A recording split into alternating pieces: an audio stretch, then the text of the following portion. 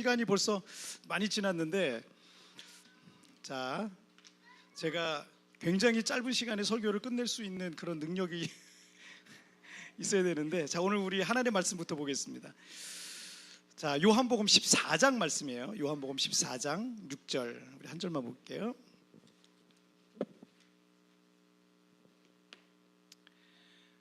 자, 요한복음 14장 6절 우리 한 절만 우리 보겠습니다. 저기 맨 뒤에 그리고 우리 방송실 프리젠터 좀 주시겠어요? 그 서랍에 있어요. 프리젠터 좀 부탁드려요. 자, 같이 읽겠습니다. 14장 6절 시작. 예수께서 이르시되 내가 곧 길이요 진리요 생명이니 나로 말미암지 않고는 아버지께로 올 자가 없느니라. 아멘. 자, 오늘 말씀 제목 함께 읽겠습니다. 시작. 얼마나가 아닌 어떻게의 삶. 다시 한번 시작. 얼마나가 아닌 어떻게의 삶. 그 러시아의 대문호 레오 톨스토이가 사람에게는 얼마만큼의 땅이 필요한가라는 그런 책을 썼어요. 단편인데, 러시아의 어느 마을에 바움이라는 농부가 100루블을 주고 산 땅에서 그 농사를 짓고 있었어요. 그런데 이 농부는 항상 조금만 땅이 좀 더 컸으면 좋겠다, 나도 좀 넓은 땅만 있으면 또 농사 더 잘 지고 더 잘 살 수 있을 텐데, 이런 생각을 늘 갖고 있었어요. 그러던 차에 어느 날 이 바시키르라는 마을에서 1000루블만 내면 원하는 대로 땅을 가질 수 있다, 자기가 원하는 만큼 땅을 가질 수 있다, 이런 소식을 듣게 됩니다. 그래서 갖고 있는 땅을 팔고 집을 팔고 재산을 다 팔아가지고 1000루블을 준비해요. 그리고 이 바시키르라는 마을로 달려갑니다. 이 바시키르 마을의 촌장은 하나의 조건을 얘기하는데, 무슨 일이 있어도 해가 지기 전까지 출발한 장소로 돌아와야 된다는 거예요. 만약 그때까지 돌아오지 못하면, 내가 줄 다 쳐놨어, 편말 다 꽂아놨어, 그때까지 돌아오지 못하면 그 땅도 가질 수 없고 1000루블도 돈도 돌려받을 수 없습니다 라는 조건을 하나 말해줬어요. 농부 바움은 그 촌장의 말을 듣는 시간조차도 너무 아까웠습니다. 말이 끝나자마자 막 달리기 시작합니다. 편말을 가지고 달리기 시작합니다. 그래서 최대한 많은 땅을 차지하기 위해서 가는 곳마다 여기 내 땅, 여기도 내 땅, 여기도 내 땅 하면서 표시를 하면서 달리고 또 달리다 보니까 어느새 보니까 해가 뉘엿뉘엿 져가고 있는 거예요. 깜짝 놀라서, 그래서 신발을 벗고 거추장스러운 옷도 막 벗어 제끼고 맨발로 그냥 마지막 남은 힘을 다해서 막 다시 출발했던 장소로 뜁니다. 그래서 겨우 도착하게 돼요. 그런데 이제 여기가 이제 마지막인데, 그렇게 뛰었던 이 농부 바움은 너무 무리해서인지 바로 그 자리에서 피를 토하고 죽었다. 이게 이 소설의 끝이에요. 피를 토하고 죽었다. 바움의 하인은 괭이를 들고 와서 바움의 시신을 묻을 구덩이를 팠습니다. 그 구덩이의 크기는 머리끝부터 발끝까지 해서 2m 정도밖에 안 돼요. 그런 기록과 함께 이 단편 소설은 이렇게 끝나요. 어제 뉴스에 보니까 우리나라 그 최대 재벌인 S그룹의 회장이 2015년에 그 같은 계열사 S그룹 별세 그 S그룹의 그 계열사인 제일모직하고 또 삼성물산이 있대요. 근데 이게 합병하는 과정에서 위법 행위가 있었다 그럽니다. 그래서 검찰은 이 회장에게 징역 5년과 벌금 5억 원을 구형했습니다. 이 사건은 이미 3년 넘도록 106차례에 걸쳐서 공판이 계속 이어지다가 1심 공판이 그저께 있었던 거예요. 그리고 이 회장은 이 법정에서 10분간 최후 진술을 이제 하게 됐어요. 뉴스에 나오더라고요. 최후 진술을 하는데 마지막 부분에서 원고를 쥔 손이 막 떨리기 시작하더래요. 원고를 쥔 손이 떨리고, 그리고 목이 맨 듯 목소리도 갈라지기. 왜냐하면 검찰에서는 5형 9년, 뭐 5억 원이야 뭐 이 회장은 낼 수 있을 정도 되겠죠. 근데 5년 감옥에서 이 사람 나이가 지금 50대 중반인데 그건 60대에서 나와야 되는 거예요. 5형 9형을 받으니까 참 목소리도 막 갈라지면서 그러면서 최후 진술을 했다라는 그런 뉴스 보도가 있었습니다. 최고의 부자에게 어울리지 않는 너무나 초라한 그런 모습이 아니었을까라는 생각이 들어요. 이 톨스토이의 단편 소설에서 말하고 있는 것처럼 사람은 얼마만큼의 땅을 가져야 만족할 수 있을까요? 대한민국 최고의 부자는 얼마나 더 많이 가지면 만족할 수 있을까요? 우리가 사는 세상에서 사람들은 어떻게 보다는 얼마나에 더 많은 관심이 있어요. 질보다는 양에 더 많은 관심을 갖고 사람들이 더 많이 그러고 살아가고 있습니다. 그러나 우리가 아무리 많은 것을 가졌다 할지라도 오늘 죽는다면 그것이 나에게 무슨 소용이 있겠어요? 지금 내가 너무나 많이 가졌는데 오늘 밤 내가 이 세상을 떠나면 그게 무슨 의미가 있겠어요? 오늘 성경 말씀을 통해서 얼마나가 아닌 어떻게 삶이 무엇인지 우리 함께 좀 말씀을 나눠보도록 하겠습니다. 자, 우리 첫 번째 주제 한번 볼게요. 시작. 인생은 내일을 알 수 없다. 다시 한번 시작. 인생은 내일을 알 수 없다. 자, 오늘 본문은 요한복음 14장 6절 말씀이 기록된 배경이 있어요. 유월절 전날 예수님께서 제자들과 함께 최후의 만찬을 하시죠. 그리고 세족식도 하세요. 발을 다 예수님께서 허리에 수건을 두르고 제자들의 발을 다 무릎 꿇고 씻어주는 세족식을 하셨어요. 이 과정에서 예수님께서는 무척 괴로우셨어요. 그래서 너희 중에 하나가 나를 팔게 될 것이다 라는, 제자 중에 한 사람이 예수님을 배신하게 될 거라는 그런 내용을 말하기도 하고요.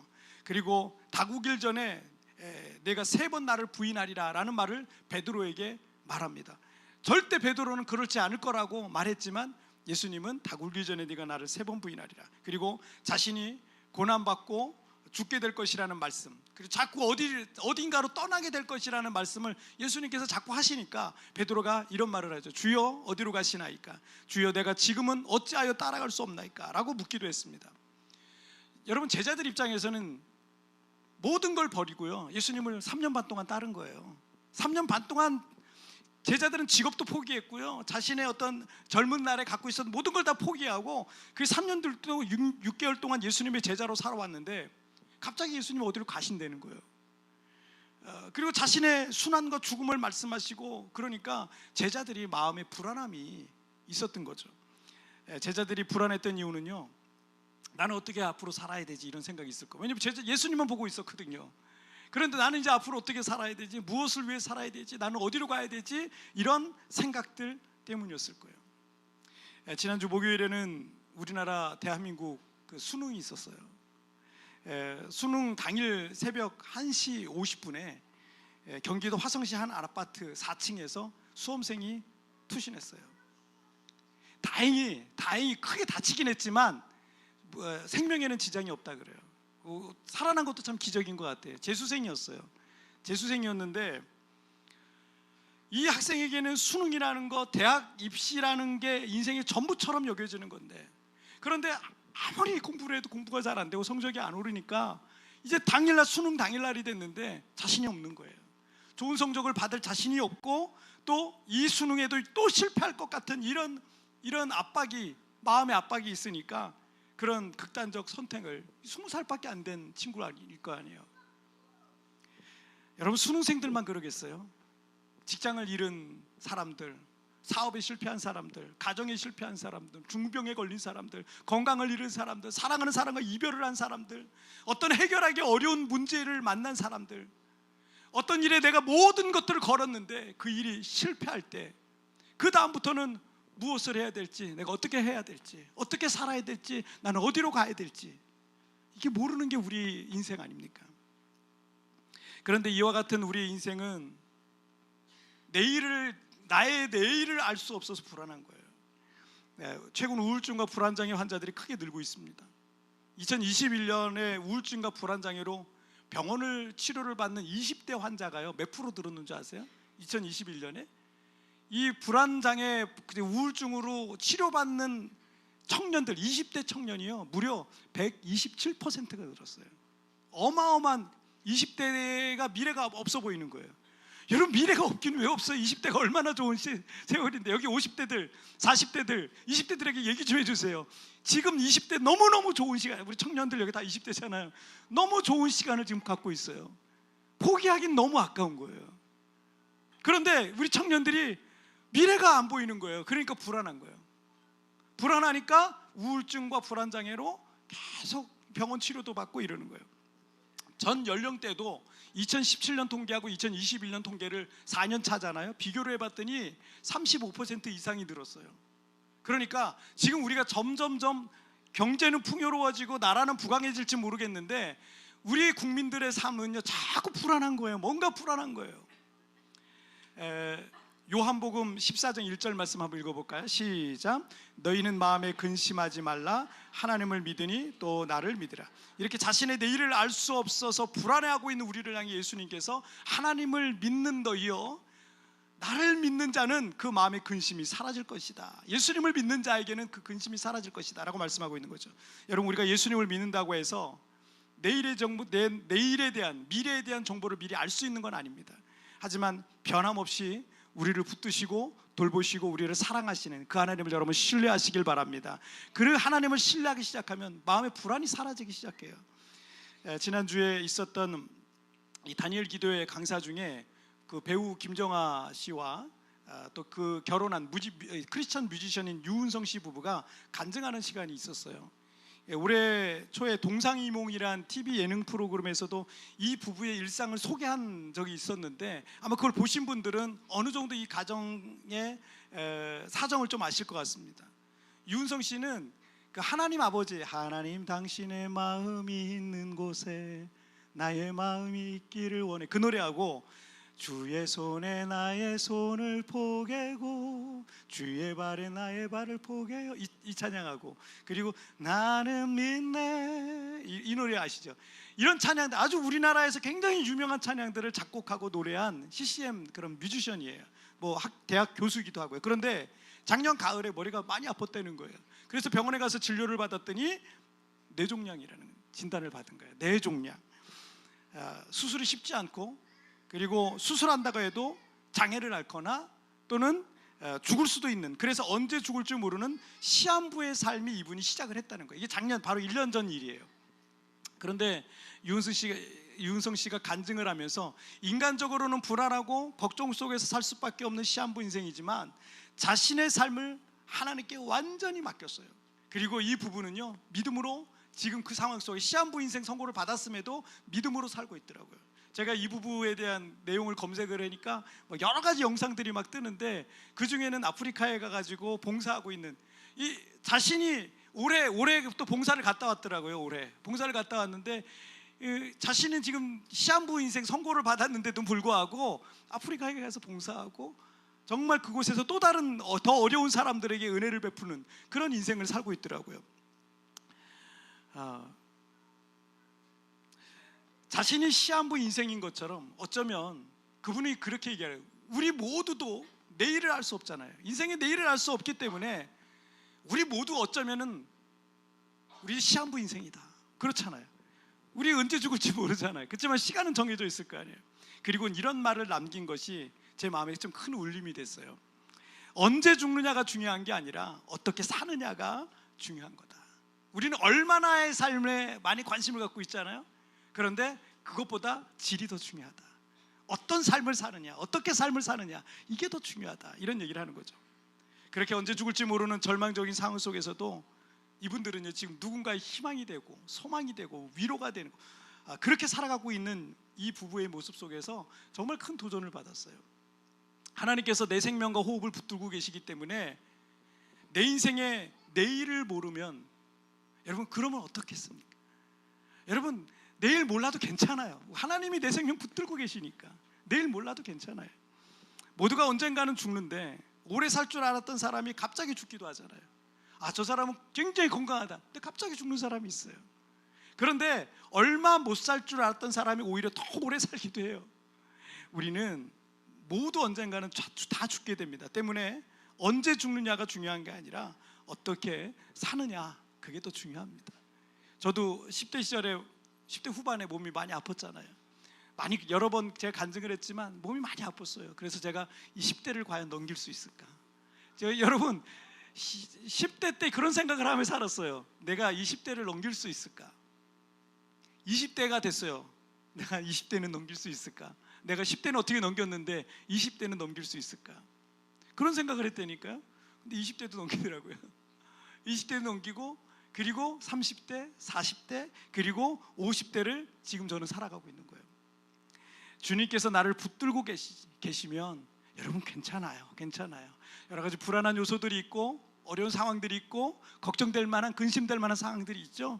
근데 주님이 나를 붙잡고 계신다는 사실을 기억하시길 바랍니다. 여러분, 우리가 내일을 알 수 없는 인생을 살아가고 있지만 불안해하지 마세요. 걱정하지 마세요. 예수님을 믿는 이들은 주님께서 붙들고 계시는 줄 믿으시길 바랍니다. 자, 우리 두 번째 주제 보실게요. 설교를 엄청 빨리 하고 있어요. 거의 래퍼예요 제가 지금. 그래도 다 준비한 건 다 해야 되니까 우리 두 번째 주제 읽을까요? 시작. 짐을 버리고 길을 찾다. 다시 한번 시작. 짐을 버리고 길을 찾다. 다람쥐 그러면 이렇게 떠오르는 게 있잖아요. 자꾸 귀여운 다람쥐 얼굴일 겁니다. 그런데 이 다람쥐는 입 주머니가 있어요. 이게 아주 신축성이 있어가지고, 그래서 먹을 게 앞에 있잖아요. 그럼 입에다 잔뜩 넣어놔요. 양볼이 그냥 빵빵해지도록 잔뜩 우겨 넣는 겁니다. 왜냐하면 언제 겨울이 올지 모르거든요. 언제 겨울이 올지, 또 언제 먹이를 못 찾아서 내가 굶어 죽게 될지 이걸 모르니까 불안한 겁니다. 그래서 어떻게 보면 참 부지런하고 지혜롭기까지 하다라고 할 수 있습니다. 때문에 이 다람쥐 집을 한번 뒤져보잖아요. 다람쥐 집 있잖아요. 그 다람쥐 집을 이제 뒤져보면 다람쥐가 모아둔 양식에 6개월치 이상 쌓여 있대요. 대부분이. 그 집에 들어가서 카메라 들어가서 딱 넣어보잖아요. 그럼 거기에 한 6개월 먹어도 될 만한 양식이 그냥 쌓여 있다는 거예요. 그러니까 저렇게 볼따고 해 잔뜩 넣고 자기 집에 가서 또 뱉어놓고 또 뱉어놓고, 이거를 계속하는 게 다람쥐라는 그런 동물이에요. 어렸을 때 물질적으로 큰 어려움 겪은 분들 계세요? 갑자기 잘 살다가. 근데 이런 분들에게 트라우마 같은 게 있어요. 그게 뭐냐면 성인이 된 다음에도 그 감정과 생각을 지배, 그 트라우마가 이 사람의 감정과 생각을 지배하는 경우가 있거든요. 그래서 다람쥐처럼 막 자꾸 모아둬요. 집에 뭘 자꾸 쌓아둬요. 냉장고에 자꾸 뭘 쌓아둬요. 근데 모아두기만 했지 그걸 꺼내 먹진 않아. 자꾸 쌓아두기만 하니까 잘 쓰지 못하고, 이게 어렸을 때 그런 경제적인 어려움을 겪었던 분들이 그런 특징이 있어요. 이유가 뭐겠어요? 불안한 거예요. 지금은 괜찮지만 또 갑자기 내가 그런 일이 생기면 어떡하지? 이런 불안함이 어느 순간 내가 트라우마가 돼가지고 내 감정을, 그렇게 생각을 지배하고 있는 거예요.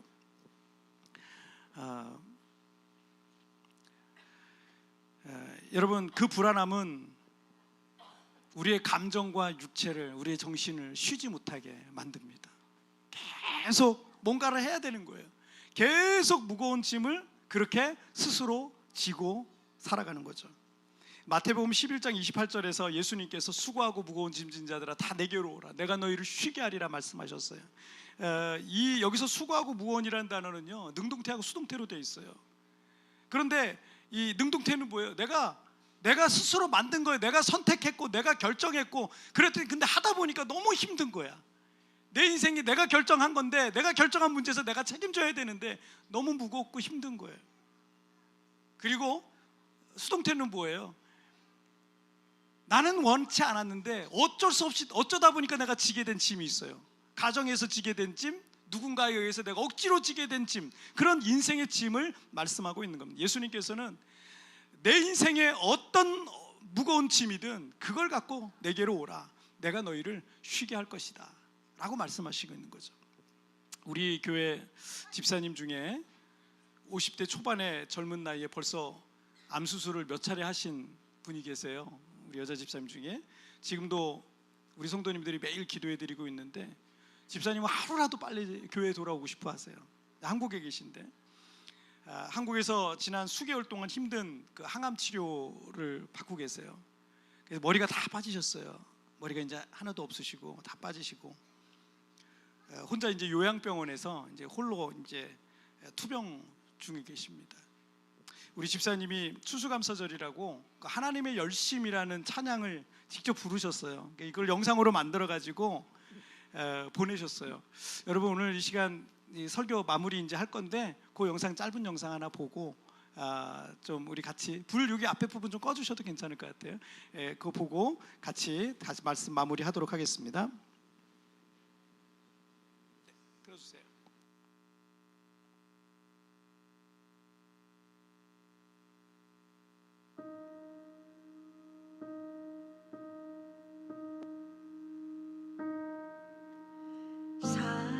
사랑하는 내 딸아, 너의 작은 도 내게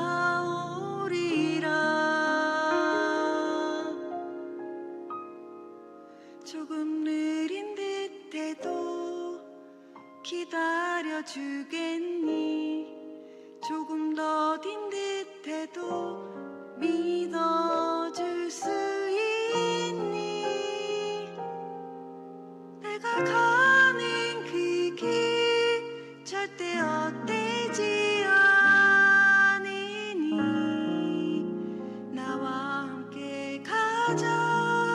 앞이 보이지 않아도 나아가 주겠니.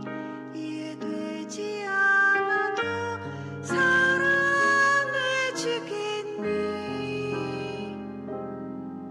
너의 눈물의 기도 잊지 않고 있으니 나의 열심으로 이루리라.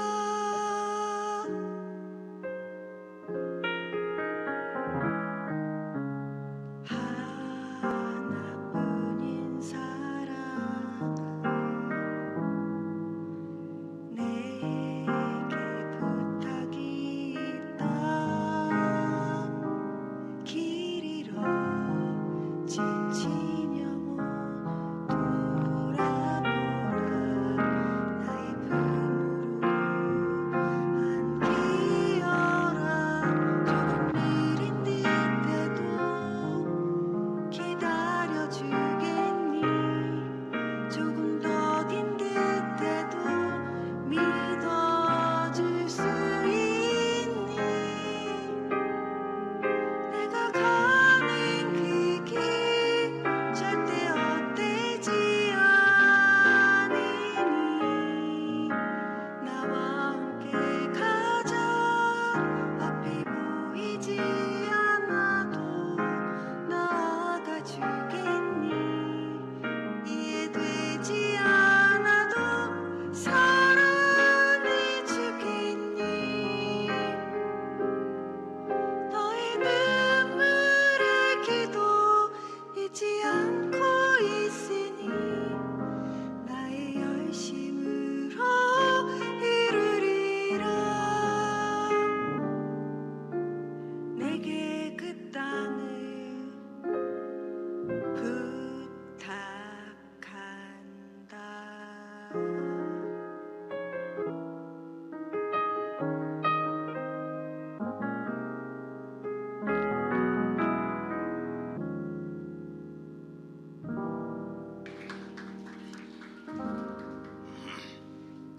자, 우리 다시 한번 우리 박수하겠습니다.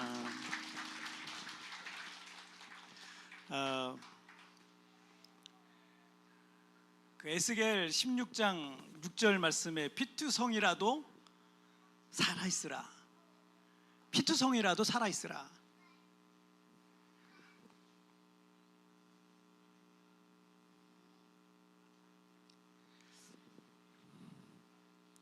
우리 집사님 위해서 여러분 많이 기도해 주세요. 빨리 교회 와서 봉사도 다니고 싶고 함께 섬기고 싶다고 이렇게 오늘 아침에 연락을 주셨는데, 우리 집사님이 이 찬양을 불러서